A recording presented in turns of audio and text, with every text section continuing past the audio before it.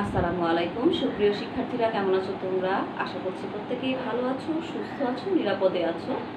অবশ্যই সামাজিক দূরত্ব মেনে নিজ গৃহে অবস্থান করছো। আমিও ভালো আছি।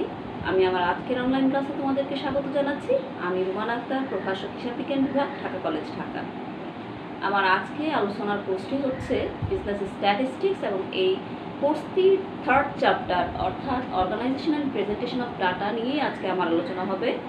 তো গত কয়েকটা ক্লাসে আমি অবশ্য এই চ্যাপ্টারের বিভিন্ন দিক নিয়ে আলোচনা করেছি, বিভিন্ন চার্ট টেবিল নিয়ে আলোচনা করেছি। আজকে আমি আলোচনা করব মূলত পাই চার্ট বা পাই ডায়াগ্রাম নিয়ে, এছাড়া গ্রাফ নিয়েও আলোচনা করা হবে। তো শুরুতে যেটা নিয়ে আলোচনা করবো সেটা হচ্ছে পাই চার্ট। আমরা যখন আমাদের ইয়ারলি যে বাজেট সরকার পেশ করে, সেখানে কিন্তু একটা জিনিস দেখি যে বাজেটের বিভিন্ন অংশ একটা গোল চিত্রের মাধ্যমে বা বৃত্তের মাধ্যমে আমাদের কাছে প্রকাশ করা হয়, এবং সেই বৃত্তটার দিকে আমরা অ্যাট এ গ্লান্সে যদি তাকাই তাহলে আমরা অনেকগুলো তথ্য একসাথে জানতে পারি। যেমন আমাদের প্রতিরক্ষা খাতে কী পরিমাণ বাজেট স্পেন্ড করা হচ্ছে, শিক্ষা খাতে, চিকিৎসা খাতে, পরিবহন খাতে বা অবকাঠামোগত দিকে কী পরিমাণ অর্থ বা বাজেটের কী পরিমাণ অংশ স্পেন্ড করা হচ্ছে, সেটা কিন্তু অ্যাট এ গ্লান্স আমরা জেনে যাচ্ছি। ঠিক তেমনি আমরা যদি আমাদের ফ্যামিলির বাজেটটাকেও ভাগ করে দেখতে চাই, অর্থাৎ অ্যাট এ গ্লান্সে দেখতে চাই, সেভাবে আমাদের ফুড, ক্লোদিং, তারপরে হচ্ছে চিকিৎসা ইত্যাদি বিষয়গুলো কিন্তু আমরা এই পাই চার্টের মাধ্যমে উপস্থাপনের কারণে সহজেই বুঝতে পারবো। বা কোনো ফার্ম বা ফ্যাক্টরি যদি চায় তাদের যে কী পরিমাণ খরচ হচ্ছে সেটা বা তাদের ফার্মের বাজেটটাকে তারা অ্যাট এ গ্লান্স জানতে চায়, তাহলেও কিন্তু তারা পাই চার্ট ব্যবহার করতে পারে। এখন পাই চার্ট যখন ব্যবহার করা হয় সেখানে কিন্তু বিভিন্ন হেডের মাধ্যমে বিভিন্ন কম্পোনেন্টে ভাগ করা হয় একটা ফুল সার্কেলকে, এবং এই ফুল সার্কেলটা হয় মূলত 360 ডিগ্রি। তোমরা সবাই জানো যে বৃত্তের ক্ষেত্রফল 360 ডিগ্রি। তো এই 360 ডিগ্রিকে আমরা বেস ধরে যেখানে আমাদের কি পরিমাণ খরচ হচ্ছে সেইটাকে আবার শতকরায় ভাগ করে তারপরে আমরা পাই চার্টে উপস্থাপন করব। তো পাই চার্টটাকে পাই কেন বলা হচ্ছে, পাই চার্ট কেন, এটা হিস্টোগ্রাম নয় কেন বা বার ডায়াগ্রাম নয় কেন?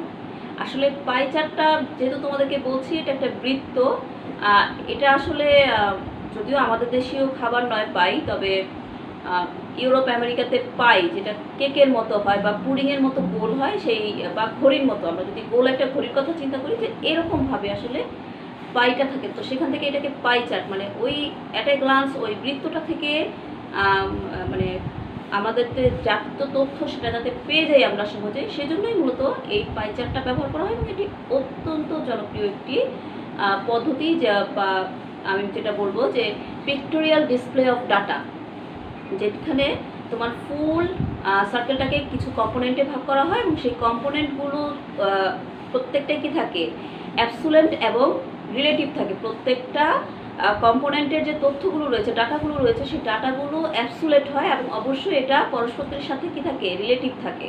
এবং আমি যে তথ্যটা জানতে চাচ্ছি অবশ্যই সেটার সাথে রিলেটিভ থাকবে। তো আমরা যখন পাই চার্ট রেডি করবো সেখানে আমাদেরকে 3টা স্টেপ ফলো করতে হবে। এই 3টা স্টেপ কি? প্রথম স্টেপ হচ্ছে যে পাই চার্টে আমরা যে তথ্য উপস্থাপন করব সেই তথ্যগুলো এমনভাবে উপস্থাপন করতে হবে যাতে আমরা সহজেই আমাদের প্রশ্নের উত্তরটা পেয়ে যাই। তো সেজন্য আমাদের কি করতে হবে, যেহেতু পাই একটা বৃত্ত এবং বৃত্তর ক্ষেত্রফল কি 360 ডিগ্রি, তাই না? বা এটাতে তো কোনো কোণ নেই, যেমন সমকোণে 90 ডিগ্রি, বা আমরা যখন স্কোয়ার চিন্তা করি প্রত্যেকটা কোণ সমান, এখানে কিন্তু কোনো কোণ নেই। এটা ফুল একটা রেডিয়াস যেটাতে আমাদের 360 ডিগ্রি ধরে আমাদেরকে কাজ করতে হবে। তো এই 360 ডিগ্রিটাকে যখন আমরা প্রেজেন্ট করব তখন আমাদেরকে অবশ্যই 100%-এ প্রত্যেকটা কম্পোনেন্ট ভাগ করে নিতে হবে। অর্থাৎ আমার এই 360 ডিগ্রির বৃত্তটাকে আমার 100টা ভাগে ভাগ করে চিন্তা করতে হবে, বা শতকরা 100তে ভাগ করে তারপরে উপস্থাপন করতে হবে। আমি যখন উদাহরণ বোঝাবো তোমরা আরও ভালোভাবে বুঝবে।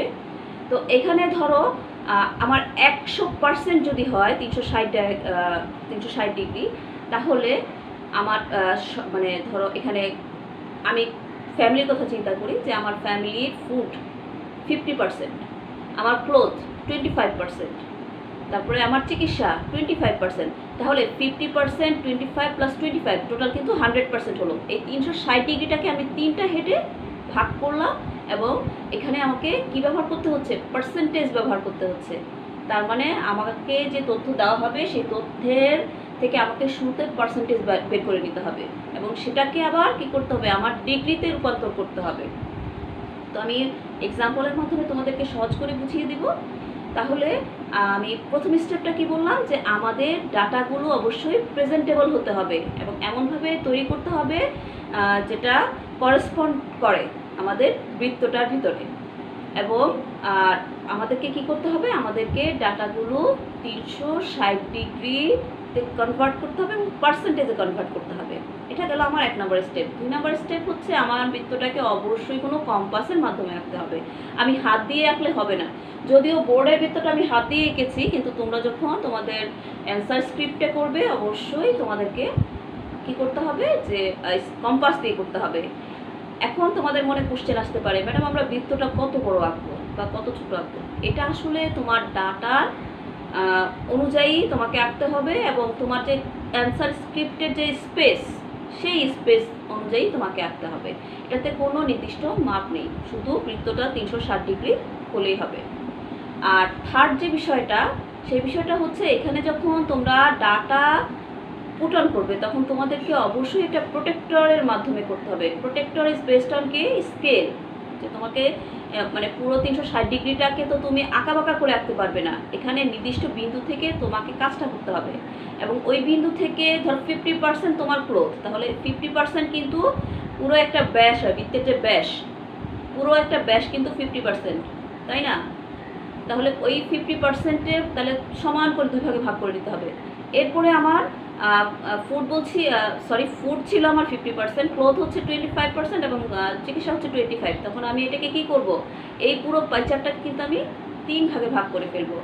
পুরো ব্যাস হচ্ছে, ব্যাস দিয়ে 2 ভাগ করে, এক পাশ হচ্ছে আমার কি ফুড, আর একটা পাশকে আমি আবার 2 ভাগ করে, একটা ফুড একটা ক্লোথ, এভাবে কিন্তু উপস্থাপন করতে পারি। এবং এই জন্য আমাকে কী করতে হবে, এই 360 ডিগ্রির বৃত্তটাকে আমার মনে মনে 100 ভাগে ভাগ করে ফেলতে হবে এবং 100 ভাগে ভাগ করার পরেই আমাকে চিন্তা করতে হবে যে আমার 50% ক্লোথ মানে কতটুকু স্পেস খায়। তখনই কিন্তু আমার মাথায় চলে আসবে যে আমি এই 360 ডিগ্রি স্পেসটাকে কিন্তু 100 ভাগে ভাগ করেছি। তার মানে 100 ভাগে যখন আমি ভাগ করেছি তখন আমার পায়ের মানে ব্যাস, এক ব্যাস সমান কিন্তু হয়ে যাচ্ছে আমার ফুট, আর আরেক ব্যাসের অর্ধেক অর্থাৎ ব্যাসার্ধ করে যখন আমি দিচ্ছি, 2টা ভাগে ভাগ করছি, তখন কিন্তু সেখানে আমার ক্লোথ এবং চিকিৎসা 2টা পার্ট সেখানে কিন্তু প্রেজেন্ট করা যাচ্ছে। তো আমি উদাহরণের মাধ্যমে বোঝালে তোমরা আরও ভালো বুঝতে পারবে। তো চলো আমরা একটু বোর্ডের দিকে তাকাই। দেখো এখানে আমি একটি উদাহরণ লিখে রেখেছি। গিভেন ডাটা আর এস ফলোস, আমাকে কিছু ডাটা দেওয়া হয়েছে এবং একটি পাই চার্ট তৈরি করতে বলা হয়েছে। তো সেখানে কি আছে দেওয়া আছে, নেম অফ কন্টিনেন্ট অর্থাৎ মহাদেশের নাম দেওয়া আছে, এশিয়া, আফ্রিকা, আমেরিকা, ইউরোপ। আর দেওয়া আছে number of people in million.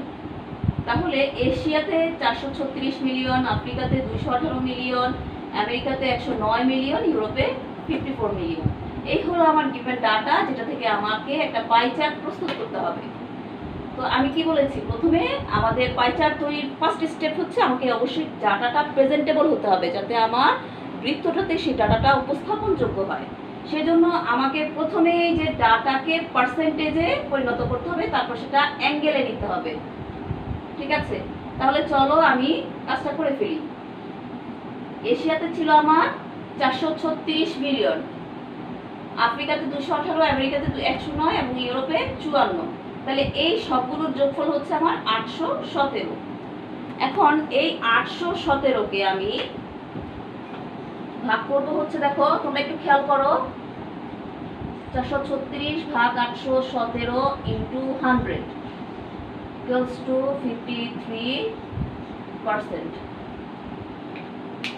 কিভাবে বের করলাম দেখো তোমরা, আমি 436কে উপরে দিলাম এবং আমার যে টোটাল যোগফল সেটাকে নিচে দিয়ে গুণ দিলাম 100 দিয়ে, তাহলে আমার পার্সেন্টেজটা বের হয়ে গেল।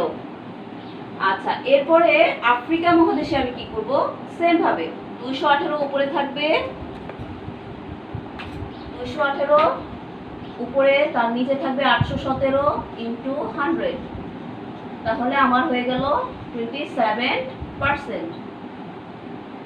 আমি আশা করছি তোমরা বুঝতে পারছো যে কিভাবে আমি এই পার্সেন্টেজ অফ পপুলেশনটাকে বের করলাম। তো প্রথমে আমি পপুলেশনটাকে সাজিয়ে এরপরে আমি পার্সেন্টেজ অফ পপুলেশন বের করলাম। আমেরিকার ক্ষেত্রেও সেম হবে, 109 উপরে ভাগ থাকবে 817 ইন্টু 100 দিলে আমার পার্সেন্টেজ হবে 13%। ইউরোপের ক্ষেত্রে 54 উপরে দিয়ে 817 মানে 54 ভাগ 817 ইন্টু 100 দিলে আমার 7% চলে আসবে। এখন একটা বিষয় খেয়াল করো, এই যে আমি পার্সেন্টেজগুলো দিলাম তার টোটাল যোগফল কিন্তু 100%। তার মানে আমার এই বৃত্তটাকে অবশ্যই আমার 100 ভাগে ভাগ করতে হবে। 100 ভাগে ভাগ না করলে কিন্তু আমার পাই চার্টটা আসলে আমি করতে পারবো না। সেজন্য অলওয়েজ আমাকে কি করতে হবে, আমার পার্সেন্টেজটা অবশ্যই 100%-এর মধ্যে বের করতে হবে। এরপরে আসি আমি অ্যাঙ্গেলস কিভাবে বের করব। এখন দেখো অ্যাঙ্গেলস বের করবো আমি এভাবে, আমার যে এই যে 53% আছে, এই 53%-এর প্রত্যেকটা পার্সেন্ট অর্থাৎ 1% সমান 3.6 হবে। এটা কিভাবে হবে? এটা খুব সহজ। দেখো আমি যেহেতু সবসময় বলছি কি আমাকে এটা 100 ভাগে ভাগ করতে হবে, তাই আমি 360-কে 100 দিয়ে ভাগ দিব এবং 1 ডিগ্রি দিয়ে গুণ দিব, তাহলে চলে আসতেছে আমার 3.6 ডিগ্রি। অর্থাৎ আমার 1 ডিগ্রি সমান হবে, সরি 1% সমান হবে কত, আমার 3.6 ডিগ্রি। তো এই 3.6 ডিগ্রিটাকে কিন্তু আমি আবার গুণ করছি এই 100 মানে এই 53-এর সাথে, অর্থাৎ আমার 1% সমান 3.6 আমি বের করলাম। দেখো 1 পয়েন্ট সমান কত, 3.6 ডিগ্রি বের হয়েছে আমার। তাহলে এই 3.6 ডিগ্রিকে আমি গুণ করব 53% দিয়ে, তাহলে আমি পেয়ে যাব আমার অ্যাঙ্গেল। অর্থাৎ আমার এই রেডিয়াসে কি পরিমাণ অ্যাঙ্গেল আসে, দেখো 109.8 ডিগ্রি। আফ্রিকাতে দেখো 27-কে যদি আমি এই 3.6 ডিগ্রি দিয়ে গুণ করি তাহলে 97.2 ডিগ্রি। 13%-কে যদি আমি 3.6 ডিগ্রি দিয়ে গুণ করি তাহলে আসতেছে 46.8 ডিগ্রি। 7%-কে যদি আমি 3.6 ডিগ্রি দিয়ে গুণ করি তাহলে আসতেছে 25.2 ডিগ্রি। আমাকে এই কাজটা কেন করতে হবে? এই কাজটা এই কারণে করতে হবে যাতে আমার ফুল যে ডিগ্রিগুলো বের হলো তার টোটাল যেন 360 ডিগ্রি হয়। অর্থাৎ আমি যখন একটা পাই চার্ট করবো আমাকে এটা খেয়াল রাখতে হবে যে পাই চার্টে আমার যে ডিগ্রিটা রয়েছে সেটা যেন অবশ্যই 360 ডিগ্রি হয়, অর্থাৎ আমার যে অ্যাঙ্গেল বা কোণগুলো রয়েছে তার পরিমাণ যেন 360 ডিগ্রি হয়। তো এই উদ্দেশ্যে কিন্তু আমি পার্সেন্টেজ এবং অ্যাঙ্গেল বের করলাম। এবার আসি আমরা পাই চার্টে কিভাবে উপস্থাপন করব। তোমরা একটু খেয়াল করে দেখো, আমার প্রথম পার্সেন্টেজ অর্থাৎ এশিয়াতে কিন্তু সবচেয়ে বেশি 50%-এর উপরে। তো যেহেতু 50%-এর উপরে সেহেতু আমি কি করব, এই যে এখানে একটা বিন্দু আছে, দেখো এই যে বিন্দুটা যেটা ধরে আমি এই বৃত্তটাকে কমপ্লিট করেছি, সেই বিন্দুটার থেকে আমি ধরে নিব যে আমার এটাকে মানে এই পুরো এটাকে আমি খুব মনে মনে একদম 100 ভাগে ভাগ করে নেব, 100 পিস। ঠিক আছে, এই 100 পিসে বের করার পরে 100 পিসে যখন আমি বের করবো, এখন আমি চিন্তা করব এখান থেকে আমার 53% আসলে কত হয়, কারণ অর্ধেক করলে হয় আমার 50 100% হলে 50 অর্ধেক হলো, কিন্তু এখানে আছে আমার 53, তার মানে আমার এক সাইডে অর্ধেকের বেশি যাবে। দেখো আমি কিন্তু একটু বাঁকা করে আমার ব্যাসার্ধ দুটো অঙ্কন করেছি, অর্থাৎ এই ভাগটা কিন্তু আমি একটু বাঁকা করে করেছি যাতে আমার একটা অংশে 53% আসলে প্রেজেন্ট করা যায়। পরটাতে দেখো 27%, এটাকেও কিন্তু আমি ব্যাসার্ধের সমান না নিয়ে একটু বেশি নিয়েছি, কারণ আমি যদি ব্যাসার্ধের সমান নিতাম তাহলে কিন্তু আমার এই 27% আসলে প্রেজেন্ট করা যেত না। তার মানে বাকি যে অংশটুকু রয়েছে তার মধ্যে আবার ওই যে আমি মনে মনে কল্পনা করেছি 100 ভাগ, তার মধ্যে তো 53 ভাগ আমি অলরেডি প্রেজেন্ট করেছি, আর 27 ভাগ আমি সেই ভাগ অনুযায়ী কিন্তু প্রেজেন্ট করব। বাকি রইল আমার 13% আর 60%, অর্থাৎ 20%। এই 20%-এর মধ্যে আবার আমি 13% এবং 7% আলাদা আলাদাভাবে প্রেজেন্ট করব। তাহলে হয়ে গেল আমার পাই চার্ট। এখন তোমরা হয়তো যে পাই চার্টগুলো দেখো সেগুলো কিন্তু কালার করা থাকে। আমার যেহেতু হোয়াইট বোর্ড আমি কালার করতে পারিনি, তবে প্রত্যেকটা ডাটাকে আলাদা আলাদা কালার দিয়ে প্রেজেন্ট করা হয়, তাহলে সহজেই হেডিংগুলো বোঝা যায় আসলে মানে কোনটা কি। যেমন আমার এখানে 53% হচ্ছে এশিয়া, 27% হচ্ছে আফ্রিকা, 13% হচ্ছে আমেরিকা এবং 7% হচ্ছে ইউরোপ। তো এই যে এগুলোকে যদি আমি আলাদা আলাদা কালার দিয়ে প্রকাশ করি তাহলে কিন্তু আরও সহজে বোঝা যাবে। এছাড়াও যদি কোনো তথ্য বুঝতে অসুবিধা হয় তাহলে কিন্তু মানে সেখানে আমরা ফুটনোট ইউজ করতে পারি। তো এই ছিল আমাদের পাই চার্ট। এরপরে আমি করব গ্রাফ। গ্রাফ হলো মানে বর্তমান সময়ের অন্যতম জনপ্রিয় একটি পদ্ধতি, যে পদ্ধতির মাধ্যমে স্ট্যাটিস্টিক্যাল ডাটাকে উপস্থাপন করা যায়। তো এই যে গ্রাফের কিন্তু অনেক ভ্যারিয়েশন আছে, তার মধ্যে আমরা আসলে এখন কিছু ইম্পর্টেন্ট গ্রাফ নিয়ে আলোচনা করবো। তো শুরুতে আমি গ্রাফের যে দুটো প্রকার নিয়ে আলোচনা করবো সেটি হচ্ছে একটা গ্রাফ অফ টাইম সিরিজ বা লাইন গ্রাফ, আরেকটি হচ্ছে গ্রাফ অফ ফ্রিকোয়েন্সি ডিস্ট্রিবিউশন। তো ফ্রিকোয়েন্সি ডিস্ট্রিবিউশনটাই আমার কাছে বেশি ইম্পর্টেন্ট মনে হচ্ছে, সেজন্য আমি আগে এটা শুরু করব। তো ফ্রিকোয়েন্সি ডিস্ট্রিবিউশনের আবার কতগুলো ওয়ে আছে, অর্থাৎ যখন আমি স্ট্যাটিস্টিক্যাল ডাটাকে ফ্রিকোয়েন্সি ডিস্ট্রিবিউশনের মাধ্যমে গ্রাফে উপস্থাপন করব, সেখানে কিছু পদ্ধতি রয়েছে, যেমন হিস্টোগ্রাম, তারপর frequency polygon, smooth frequency curve, cumulative frequency curve বা অজিভ। তো এই যে হিস্টোগ্রাম বা পলিগন বা ফ্রিকোয়েন্সি কার্ভ সম্পর্কে আমি বা অজিভ সম্পর্কে যে আমি বললাম, এগুলো কিন্তু স্ট্যাটিস্টিক্যাল ডাটা রিপ্রেজেন্টের ক্ষেত্রে অত্যন্ত জনপ্রিয় কিছু পদ্ধতি। তো শুরুতে আমি আসলে হিস্টোগ্রাম বা আয়তলেখ নিয়ে তোমাদের সাথে আলোচনা করব। হিস্টোগ্রাম মূলত একটি রেক্ট্যাঙ্গল, যেখানে আমার লেন্থ এবং ওয়াইড দুটোকেই কিন্তু হিসাব করা হয়।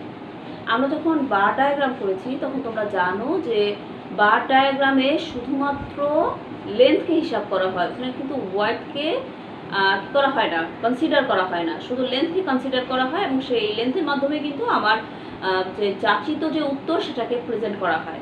কিন্তু হিস্টোগ্রামের ক্ষেত্রে অবশ্যই আমার ওয়াইড এবং লেন্থ দুটোই কিন্তু ইম্পর্টেন্ট এবং এই দুটোই কিন্তু ক্যালকুলেট করা হয়।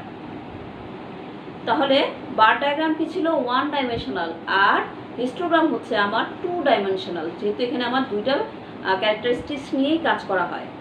তো যখন আমরা একটা হিস্টোগ্রাম প্রস্তুত করব, সেখানে অবশ্যই আমার দুটো অক্ষ থাকবে, এক্স অ্যাক্সিস আর ওয়াই অ্যাক্সিস। ওয়াই অ্যাক্সিসে আমি অলওয়েজ ওয়াই অ্যাক্সিস আমি অলওয়েজ ফ্রিকোয়েন্সিকে কনসিডার করবো, এবং এক্স অ্যাক্সিসে বা এক্স অক্ষে আমি কিন্তু ক্লাস ইন্টারভ্যালকে কনসিডার করব।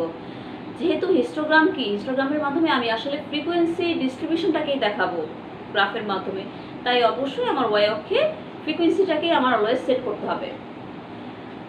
এই যে হিস্টোগ্রামটা আমি বলছি, এই হিস্টোগ্রামটার ক্ষেত্রে একটা জিনিস খুবই লক্ষণীয়, যে এখানে যখন আমি ফ্রিকোয়েন্সিটাকে সেট করবো, সেটা অবশ্যই কী হবে, ভার্টিক্যাল সাইডে আমি ফ্রিকোয়েন্সি রাখবো এবং হরিজন্টাল সাইডে আমি কী রাখবো, ক্লাস ইন্টারভেলস।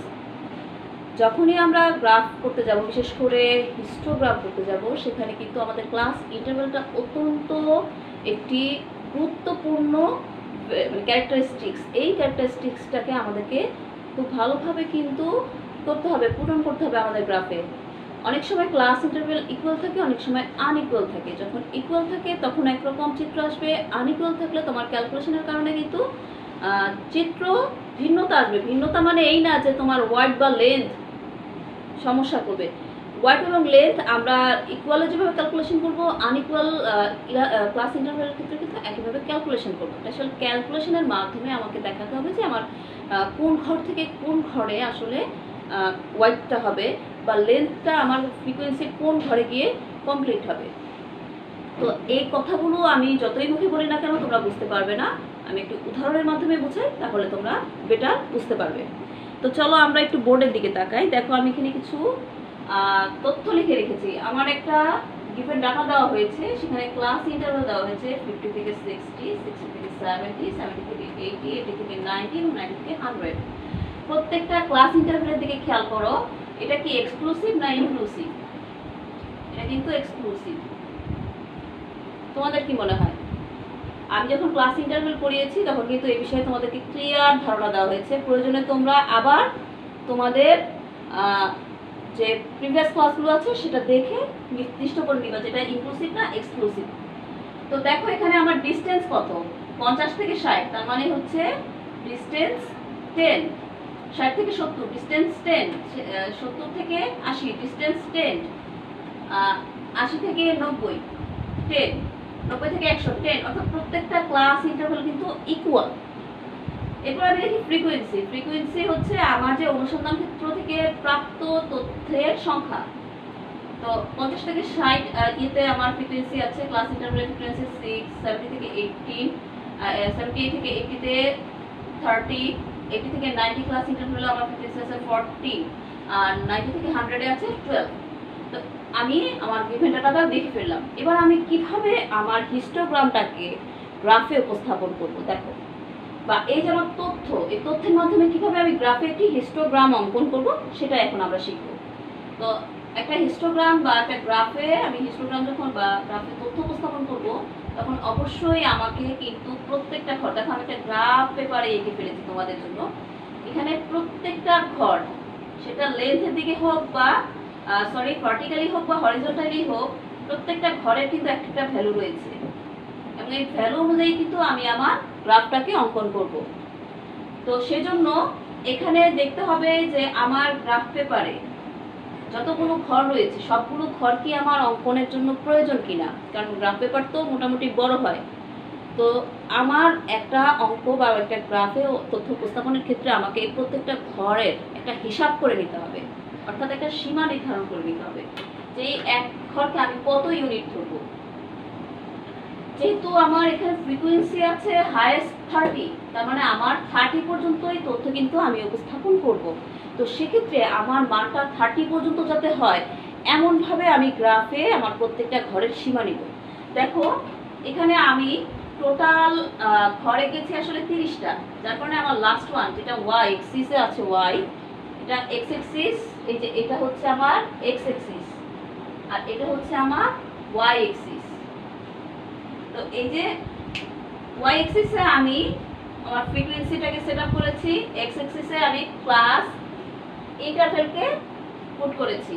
তো এই যে আমার ক্লাস ইন্টারভ্যাল এবং ফ্রিকোয়েন্সি এর প্রত্যেকটা দেখো একটা ঘর, এটা উপরের দিকেও যাচ্ছে নিচের দিকেও যাচ্ছে, অর্থাৎ এই প্রত্যেকটা ঘর কিন্তু আমার এক একটা মান রয়েছে। এই মানগুলো অনুযায়ী কিন্তু আমাকে এই তথ্যটা উপস্থাপন করতে হবে। তো আমার যেহেতু এখানে 30টা ঘর রয়েছে, আমি এই 30টা ঘরকে প্রত্যেকটা ঘরকে 1 ইউনিট ধরলাম, মানে এক ঘর সমান 1 ইউনিট। ঠিক আছে, তাহলে এই এক ঘর মানে 1 স্কয়ার, তাহলে 1 স্কয়ার, সরি আমার কলমের সমস্যা হচ্ছে, আমি মুখে বলছি তোমরা একটু খেয়াল করে নাও। যখন আমি আমার ওয়াই অক্ষে চিন্তা করব তখন আমি এক ঘর সমান নিলাম 1 ইউনিট, ওয়াই অক্ষে মানে ওয়াই এক্সিসে আমার প্রতি ঘর সমান বা প্রতি স্কয়ার সমান 1 ইউনিট।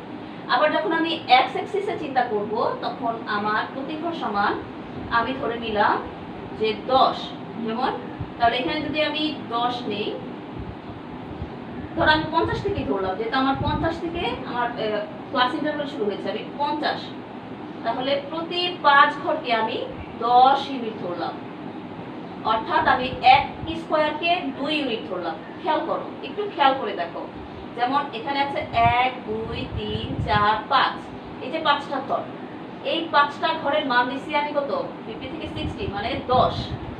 এই 10কে আমি যদি আমার ঘর আছে কয়টা, 1টা 2টা 3টা 4টা 5টা, 5 দিয়ে ভাগ করলে আসে কত আমার 2, অর্থাৎ প্রথমে দিলাম আমি 5 স্কয়ার ইকুয়ালস টু 10 ইউনিট সমান সমান মানে 1 স্কয়ার সমান তাহলে কত হবে 2 ইউনিট, অর্থাৎ আমার প্রত্যেকটা ঘরের মান হলো 2। আমি যখন ওয়াই এক্সিসে নিয়েছিলাম প্রত্যেকটা ঘরের মান ছিল 1, দেখো 1 2 3 4 5, এই যে 5 লিখে দিচ্ছি, 6 7 8 9 10, অর্থাৎ প্রত্যেকটা স্কয়ারের মান ছিল আমার 1। কিন্তু আমি যখন এইদিকে চিন্তা করছি, অর্থাৎ এক্স এক্সিসে চিন্তা করছি বা এক্স অক্ষে চিন্তা করছি, তখন কিন্তু আমার প্রত্যেকটা ঘরের মান কিন্তু চেঞ্জ হয়ে গেছে। দেখো 50 থেকে 60 আমি 5 ঘরের মান নিয়েছি, তার মানে আমার 50 থেকে 60 এর ক্লাস ইন্টারভ্যাল হচ্ছে 10, আর ঘরের সংখ্যা হচ্ছে বা স্কয়ারের সংখ্যা হচ্ছে 5, তাহলে 10 ভাগ 5 ইকুয়ালস টু 2, অর্থাৎ আমার 1 স্কয়ার ইকুয়ালস টু 2, মানে এক ঘর সমান 2 ইউনিট। আমি ঘর বলছি যাতে তোমরা সহজে বুঝতে পারো, এই একটা স্কয়ার বা ঘর সমান 2 ইউনিট, তাহলে আমার এই 5টা ঘরে 5 দুগুণে 10, অর্থাৎ 5 থেকে 60 পর্যন্ত আমার 10 ক্লাস ইন্টারভ্যাল হয়ে গেল। আবার 60 থেকে চিন্তা করো, 60 থেকে 70, এখানেও কিন্তু আমার ক্লাস ইন্টারভ্যাল 10 এবং প্রত্যেকটা ঘরের মান কিন্তু আমার তাহলে কত আসতেছে 2, অর্থাৎ 1 স্কয়ার সমান 2 ইউনিট।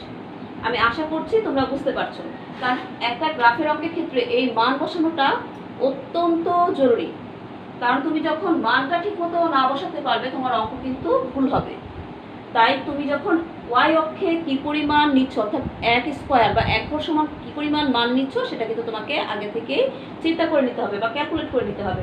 আবার ওয়াই অক্ষে কিন্তু ইকুয়াল মান হবে তেমন কিন্তু নয়, তোমার ক্লাস ইন্টারভ্যাল অনুযায়ী কিন্তু তোমাকে মান নিতে হবে। সেহেতু এখানে তো বুঝতেই পারলে যে আমার ক্লাস ইন্টারভ্যাল 10 ছিল, সেটাকে আমি 5 ঘর দিয়ে ভাগ করে 2, অর্থাৎ 1 ইউনিট সমান 2 নিয়েছি।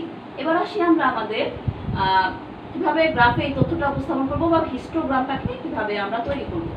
দেখো আমার ফ্রিকোয়েন্সি দেওয়া আছে 6, অর্থাৎ 50 থেকে 60 যে এই ক্লাস ইন্টারভ্যাল তার ফ্রিকোয়েন্সি হচ্ছে 6।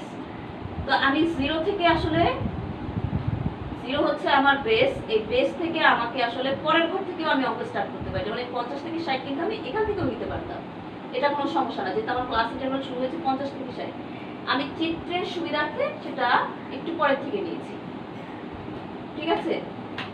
তো 50 থেকে 60 আমি কিন্তু আগেই বলেছি যে আমার ক্লাস ইন্টারভ্যাল আমি নিলাম 1 ঘর সমান 2 ইউনিট, তাহলে 50 থেকে 60 মানে 10 হলো, 10কে আমি যদি 2 দিয়ে ভাগ করি তাহলে আমার ঘর আসে 5, 1 2 3 4 5। এই হলো আমার ক্লাস ইন্টারভ্যাল। আর আমার ফ্রিকোয়েন্সি ছিল 6, দেখো তাহলে আমার ফ্রিকোয়েন্সি এই ঘর পর্যন্ত আছে আমার 5, যেহেতু আমার প্রত্যেকটা ঘরের মান আমি 1 ধরেছি, অর্থাৎ স্কোয়ারের মান 1 ছিল, তাহলে 6 কোথায় আছে 1 2 3 4 5 6, এই দেখো। তাহলে এই বরাবর কিন্তু আমি কি করলাম, আমার ক্লাস ইন্টারভ্যালের যে সীমা, সেই সীমা থেকে আমি ভার্টিক্যালি উপরে উঠে যেখানে আমার 6 আছে, সেই 6 বরাবর উঠে আমি কিন্তু একটি আয়তলেখ প্রস্তুত করলাম বা রেক্টেঙ্গল প্রস্তুত করলাম। সাধারণত হিস্টোগ্রাম হচ্ছে গ্রুপ অফ বা সাম অফ রেক্টেঙ্গলস, যেখানে আমার ওয়াইডটাকেও ক্যালকুলেট করা হবে, আমার লেন্থটাকেও ক্যালকুলেট করা হবে। তো এই যে 6 পর্যন্ত ফ্রিকোয়েন্সি পর্যন্ত এসে আমি একটি আয়তলেখ প্রস্তুত করলাম। এরপরে তোমরা তাকিয়ে দেখো, আমার পরের ক্লাস ইন্টারভ্যাল ছিল 60 থেকে 70। তো 60 থেকে কিন্তু আমার ক্লাস ইন্টারভ্যাল শুরু হবে 70 পর্যন্ত। তাহলে 60 থেকে আমি এখান থেকে স্টার্ট করব। স্টার্ট করে দেখো আমার গণসংখ্যা নিবেশন বা ফ্রিকোয়েন্সি আছে 18, তাহলে 18 কোথায় আছে? 18 আছে আমার এখানে। তো এই যে 18, আমি 18 পর্যন্ত নিব, ঠিক আছে। যদিও আমার লেখাটা একটু ভুল হয়েছে, এটা আসলে উপরের ঘর পর্যন্ত হবে, এই ঘর পর্যন্ত হবে আমার এই লেখাটা, আমি এই পর্যন্ত টানবো। তাহলে আমি আরেকটা ফ্রিকোয়েন্সি ডিস্ট্রিবিউশন পেয়ে গেলাম, যার মাধ্যমে আমি হিস্টোরিক্যাল গ্রাফ বা রেক্টেঙ্গল প্রস্তুত করলাম। এরপরে আছে আমার 70 থেকে 80। 70 থেকে 80 সেই একইভাবে আমার 1 ঘর সমান 2 ইউনিট এবং ওয়াই এক্স অক্ষে আর ওয়াই অক্ষ হচ্ছে প্রত্যেক ঘর সমান 1 ইউনিট। তাহলে আমি গুনতে থাকি, আমার 30 কোথায় আছে? দেখো 30 একদম এই পর্যন্ত, এখানে আছে 30।